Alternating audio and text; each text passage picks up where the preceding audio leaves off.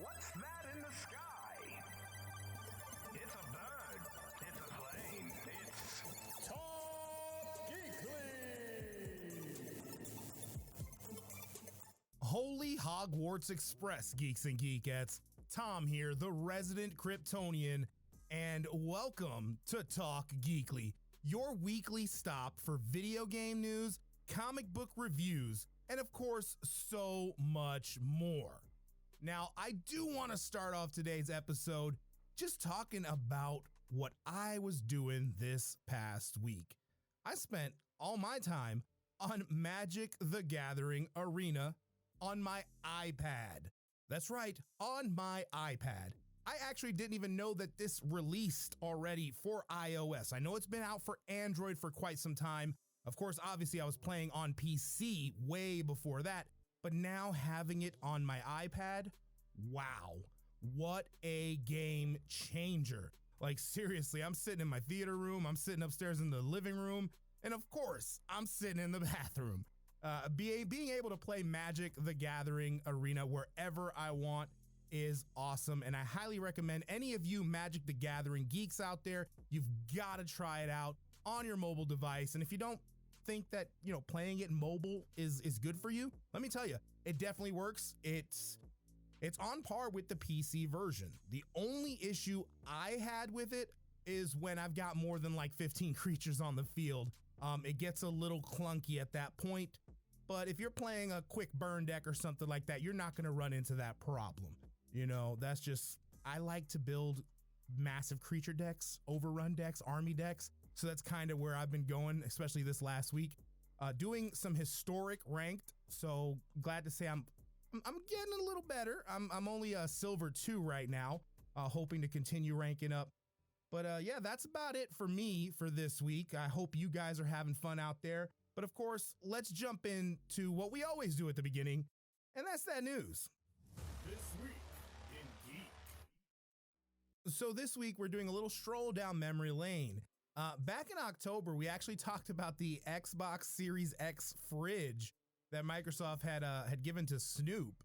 Well, turns out that the mini fridge for the Series X is actually going to be a real thing now. This is not an April Fool's joke, which of course with April Fool's just having happened, one could think that, but it turns out that Twitter had a poll for basically the best tweets, and it was down to Xbox and Skittles. So Xbox came out and said, come on, you guys help us win this poll, and we're gonna make the mini fridge a real thing.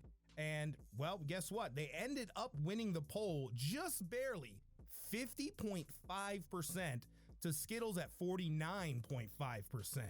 And Aaron Greenberg, who is basically the guy who handles all their kind of marketing and stuff like that, he just said, hey, we'll move forward on our promise to make those Xbox Series X mini fridges. And they went the next day and said, yeah, this is not an April Fool's joke. This is not clickbait. This is going to be a real thing. So I think it's cool. I would love to have an Xbox Series X mini fridge for my theater room. I think it'd be a really cool conversational piece. And it's just got a really cool look to it.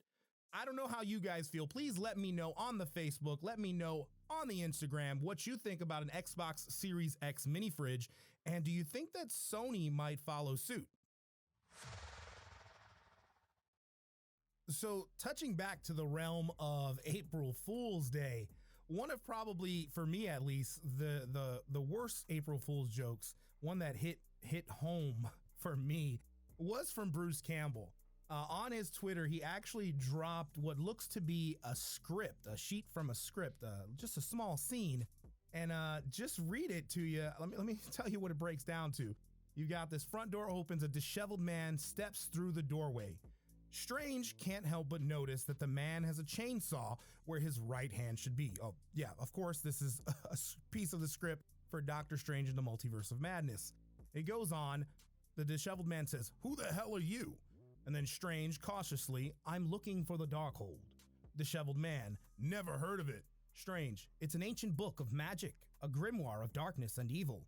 And the disheveled man, "Does it have a face on the cover?" Man, tying in the Evil Dead with Doctor Strange really, really sounds awesome. I love the idea. Why would you tease us like this, Bruce? This is not funny. But you can't forget that Marvel actually had a tie-in with Ash and the Army of Darkness with their Marvel Zombies series just a few years ago. So it might have been dropped on April Fool's Day, but I can't help but feel like there might possibly be some legitimate, backing to this pretend joke. Hopefully that is the reality, and we do get to see for a very short moment Ash show up in the next Doctor Strange film. I think it could be an awesome moment and really expand upon the idea of a multiverse for Marvel Comics and the Marvel Cinematic Universe. If you're a fan of Rick and Morty like I am, you'll be stoked to know that the show's coming back June 20th at 11 p.m. Eastern. Now, the trailer did drop this week, and it had quite a bit of stuff going on it. I mean, you've got some weird dolphin shenanigans. You've got robots, giant robots. One, it looked like a transformer. There was even a moment where they kind of had this Voltron thing going on. But I'm really, really excited for Rick and Morty. It's one of my favorite shows, animated shows that's on television right now. And if you have not had a chance to check out the show, hey, right now, HBO Max, check it out. They've got all the first 4 seasons, and I can't wait for June 20th. Please let me know what you are probably looking forward to the most in a possible season 5 beginning or end. I mean, how do you think it's going to start? How do you think it's going to finish? You never really know with Harmon and Roiland exactly where the show's going to go. It's just kind of one of those fantastical romps through sci-fi storytelling. Now, before we move on to that freshly printed goodness, which are our new comics for the week, I just want to remind all the geeks and geekettes out there, don't forget to like us on Facebook. Be a part of the conversation. Hop on the page. Comment on some of the news, some of the videos that we post, because we would really, really appreciate that kind of dialogue. So without any further ado, it's what you're actually here for. Fresh Pulls. All right, so my first book that I have for you this week is King in Black's Ghost Rider issue #1, written by Ed Bryson, and we've got art from Juan Friguera. So with this being a one-shot, I kind of went into this not feeling like there was going to be too much going on, nothing too important. And within the world of Ghost Rider, of course, he just recently became the King of Hell, and he's got an ongoing war going on with a character by the name of Lilith. So this issue kind of ties that story into what's going on with King in Black, and we have the Ghost Rider Johnny Blaze showing up on Earth with Mephisto in tow, and we see all these symbiote dragons, and we eventually run into Danny Ketch, who was a former Ghost Rider, who is now going by the name of Death Rider. Really cool character. I hope to see a little bit more of him in the future. But we learned that the demons have started to overflow onto Earth, so not only do you have all these symbiotes, but you've got all these demons who are just all wrecking shop. And the riders, work together to try to slow the advance that's going on. But it's eventually, for me, one of the shocking things is the appearance of Blackheart, and actually having Blackheart work with the Ghost Rider, work alongside him. But we eventually get to a point in this book where Johnny Blaze has to make a decision. And that decision is to either A, let Mephisto go back and be the King of Hell, so this way he can deal with Lilith, or he keeps Mephisto on lockdown and tries to deal with Lilith on his own, which honestly I don't think is that good of an idea. But I really like this book. I thought it was, once again, for a one-shot, I thought it was good. It did its job. I am intrigued to see where we go with Mephisto moving forward, because he does end up with a little bit of symbiote that who knows what he might plan on doing with in the future. Next up is Beta Ray Bill issue #1, written by Daniel Warren Johnson, and it's even got art by Daniel Warren Johnson. Now, of course, a few months back, I did some Beta Ray Bill reading when it came to our throwbacks. So I was very, very excited to jump into this character once again. Because when I did the throwback, I told myself if I ever had a chance to read something new with Beta Ray, I would be doing it. And man, this was awesome. It's not the book you're expecting when you go into it. You're thinking, he's sort of, like an Asgardian. He's going to kick some ass and do all the God of Thunder kind of stuff. But you have a character here who's pretty much broken. Since he lost Stormbreaker, now that was actually destroyed by Thor, since he no longer has that weapon, he no longer has the ability to transform back into his normal self. And he's basically not as strong as he was. And because of that, he starts to have a lot of self-reflection and thinking within his own mind, especially about how he values himself and how other people value him. Real cool moment in this book is when we have Fin Fang Foom show up. Big green dragon, right? Well, it's actually infected with the symbiote because of Null, of course, and the King in Black. So I think that was a really cool moment there for myself as a comic book fan. All in all, I am very stoked to see where Beta Ray ends up going, because towards the end of the book, he tells Thor, look, this is my issue, man. I don't know who I am anymore. I don't have my powers. I don't know where I fit. So I've got to get out of here. I've got to find Odin, and I have to have him make me a new Stormbreaker so I can return to being myself. I'm stoked for issue 2. I really love what Daniel Warren Johnson has going as far as the art. It has that indie look, but it's like really, I would say it's polished, more polished than most indie books. So thumbs up for that. And let's bring on issue number 2. Okay, so it was only a matter of time before we jumped right back into some mutant stories, and that's with X-Men issue number 19, written by the awesome Jonathan Hickman, and we've got art from Mahmoud Asrar.